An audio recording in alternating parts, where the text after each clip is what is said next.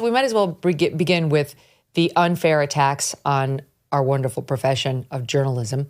Joe Scarborough this morning is outraged, and I do mean outraged, about people attacking the press as afactual and unimportant. He's had about enough of this, guys.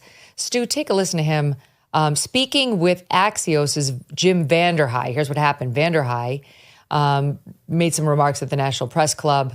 I guess he got an award, and then he got up there and, performed a nice act on the press that were there. Like, you matter.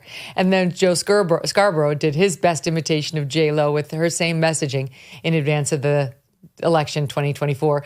You matter. You matter. Here he is. Listen.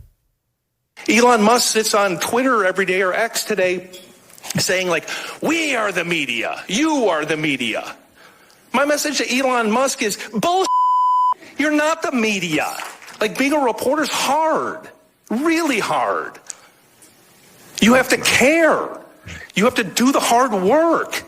You have to get up every single day and say, I want to get to the closest approximation of the truth without any fear, without any favoritism. You don't do that by popping off on Twitter. You don't do that by having an opinion. You do it by doing the hard work.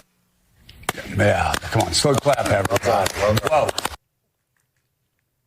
They're clapping. They're clapping on the set of Morning Joe. It's very hard, Stu Burguiere, to sit there as Joe Scarborough does each morning and say, best Biden ever.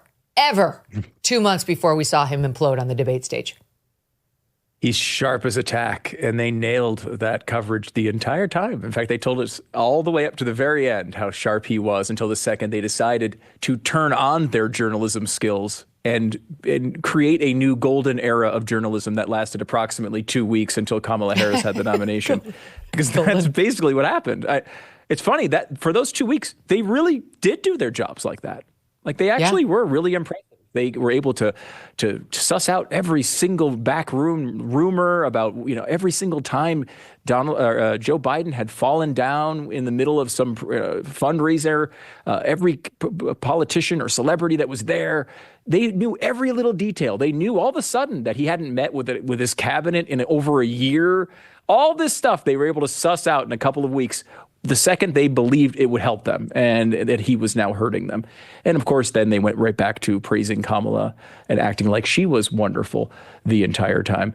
It's pathetic. And, it's funny because when he talks about, journalism is not just popping off on Twitter. First of all, they're all there. They're all doing that. I see them. I'm on Twitter and I see all these journalists there popping off all the time with their non-journalistic opinions. This entire election, to me, more than anything else, was an experiment to see if the mainstream media still had that power. Could they convince Americans that actually, no, the last 4 years were great? Actually, Bidenomics was working. Actually, the border wasn't that big of a deal. Actually, the Afghanistan thing went well, exactly how they planned it to go.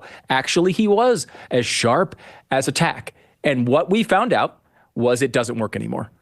Yes, the media still has influence. Yes, it can still do things, but they are no longer capable of taking America by the collar and dragging it to the solution that they desire. That is something they are feeling real panic about. This has been their entire lives. To grow up, to be a journalist, to be able to take American opinion and form it to your every whim and desire, that is dead. And that's what Elon's talking about, and he's right. It's no accident, Stephen, that you have Jen Psaki the night that Kamala lost saying we've got to take a real look at these social media influencers and the digital lane and think about regulating them because they played a major role in this election and it's wrong. And now you're having all these articles done about alternative places for news like podcasts and how dangerous this is. And then you have Vanderhei, who co-founded Axios, and Scarborough going off about how what MSNBC does matters. And here's a little bit more of Joe Scarborough doing that. Continues to need to be said when all of the garbage is flying around on social media, lying about reporters, lying about the hard work they do. Why this is so important right now, more than ever, is because critics of the press are feeling more empowered than ever to lie more than ever. What you do matters. What the New York Times does matters. What the Wall Street Journal does matters. What Jonathan Lemire does matters. What the Financial Times does matters. What NBC News and MSNBC reporters do matters. So you stir up shit, and you the more you can get people angry, the more followers you get, but also now it's monetized to help you lie. The more you hate, the more you make. Yeah, there you go. I like hey, Rev, did you preach for your next weekend? That'll go viral. Okay. Joy Reid was literally saying that if Trump won, they were going to start locking up brown people. So maybe spare me on the lectures of you stir people up and then make money. It's no accident that MSNBC's ratings are in the toilet. They're being spun off because reputationally, they're a nightmare for Comcast and NBC. These are the biggest losers at the party with their little pocket squares, and they've been spun off to go sit in the part with the non-alcohol punch. And they're still trying to tell us, Steve, that they're the main people at the party and they matter. There's no prom king without me. Yeah, I mean, Morning Joe is just basically performing the news, and that's kind of their whole shtick. It's, they believe they exist in some kind of Aaron Sorkinized universe where they are the most important character of the entire media ecosphere, and they're just not anymore. And as someone who partakes in media criticism for a career for my podcast, I've said, these people have the least amount of influence I've ever seen in my life. And that's something that I kind of push out there to a lot of other influencers around the right like that. It's okay to admit that, yeah, these people upset you and they are professional performers. They are professional liars. But this election, like Stu said, was really a referendum on all of that stuff. What they're doing isn't working. And Jim Vanderheid's interesting. He was one of the guys who walked around post-election, going to places like MSNBC, going to places like Politico and just saying, it's really hard to find good journalists out there. It's a hard industry. And Jim Vanderheid of Axios has not hired anybody from, say, the Free Beacon who broke the story of Claudine Gay's plagiarism. They should get a Pulitzer for that story, and they won't. So it's not that there aren't good reporters. It's that these guys are locked inside of their own, I hate to say the cliche, their own calcified bubble where we can't go hire a good reporter from, say, the Free Beacon. We can't go hire a good reporter from the Daily Caller who will report on pro-life issues. They froze out half of the country. And now they're complaining that half the country's not listening to them. And as far as Twitter X is concerned, Harry Enton from CNN just had a poll where he showed that Twitter X, and X is the platform as it exists now, is as ideologically balanced as it ever has been. It's 48% left, 47% right-leaning, and they can't take that. They lost 20% of the conversation, and they all packed their bags and then went and colonized another social media platform like they always do. And so that's really what this is about. And so, Morning Joe sitting there pounding his fist on the table, it just does not resonate like this would have 2 years ago, because Joe Scarborough believed he had the ear of the White House, and he did. And this is what they have to show for it now. Yeah, but he doesn't have the ear of anybody who is in the center or right of center anymore. He's trying to worm. He's trying to worm his way back into Trump world. Everybody knows what that little play date at Mar-a-Lago was about. They see ratings with Trump. And so I predicted by the time this month is out or by December is out, he's going to have Donald Trump calling his show again. And to get all the people at CNN, the Brian Stelters, and everyone talking about it and getting on their typewriters.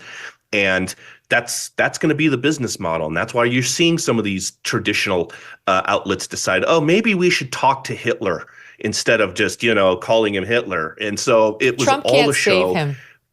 Trump calling into I would agree Morning with Joe that. Cannot save Morning. They've already exposed themselves, Stu, as just in the tank for the other side and full of loathing for the other side. And there is no one who is center right who's going to say, oh, I'm going to give them a fresh look because Donald Trump sat down with them. Everyone in America, in the world, knows that Trump's oxygen is news coverage and will understand if he goes on that show, it's because he loves to see himself talked about in the news. And if he can get these worms into giving him good coverage by giving them an interview every once in a while, he'll do that. But no one's going to think, oh, I'll reevaluate them now that Trump sat with them for 15. No, absolutely. In fact, I think if anything, it's the opposite. Like people will see through it, and their own audience, who is incentivized for them to be saying anything negative about Donald Trump, will hate them for it. I mean, it's a really strange move, honestly, for them to go talk to Donald Trump, because if anything, it provides their audience a reason to dislike them more, because if they see them as kissing up to Donald Trump, it's probably bad for them, right? There's no one who's on MSNBC looking for actual coverage of the news. That's not why you go to that place. Maybe some people go to CNN for that still. Nobody goes to MSNBC for that. And who's going to be incentivized by this? The person who says, you know what, wow, we really blew this and we missed something serious with the American people. Their social media following isn't going to, to praise them for that.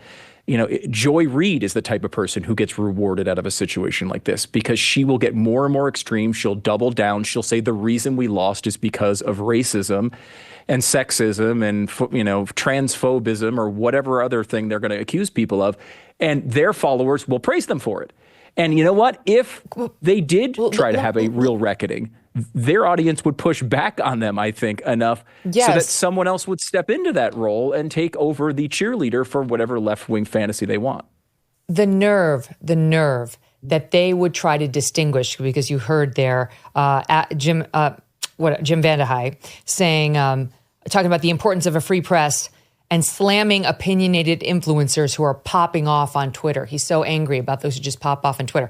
And then Scarborough, too, looking at them saying, we here at MSNBC, we matter. As if we should look at Russia, Rachel Maddow, and Joy Reid, who all she does is spew racist tropes. That's it. That's all she does is spew racism about Donald Trump. Not to mention the rest of their pathetic lineup. We should be looking at them as the credible ones. It's very irritating to them that there are people on X who have a platform and people in the digital lane like us that have a platform that others are listening to, because that's not factual, you see. And by the way, many of us are reporters, are journalists, and would put our credentials up against anyone up and down that lineup any day of the week. These same outlets, I'll just speak about the one, Axios, because it's Jim Vandehei up there, Steve.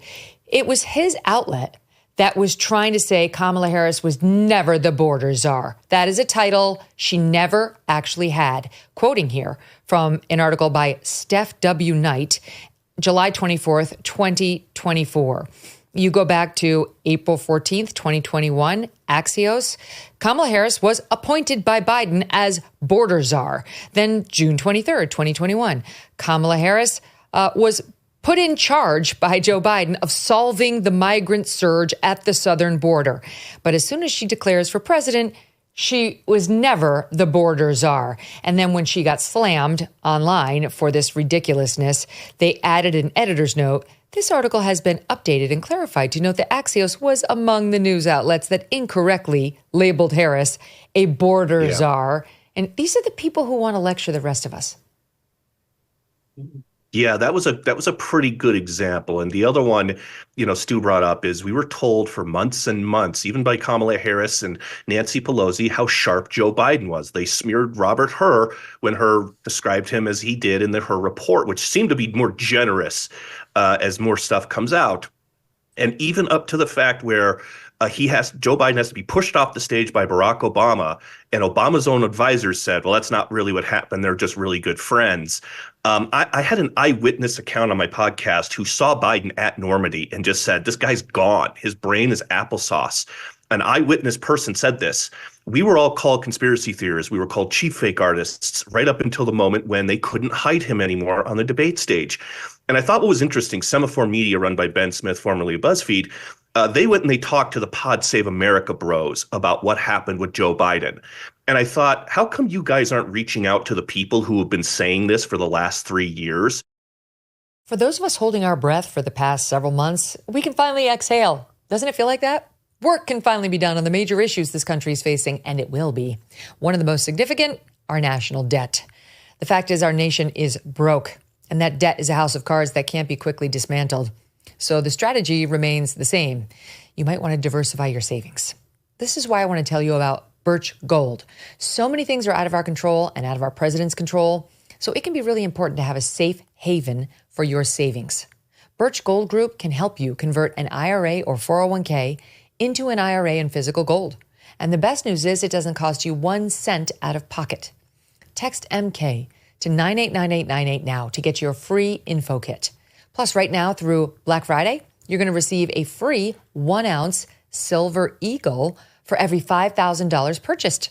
Protect your savings with Birch Gold. Text MK to 989898 and claim your eligibility for free silver today. Thanks so much for watching. If you like what you just saw, hit the subscribe button for more clips and full episodes.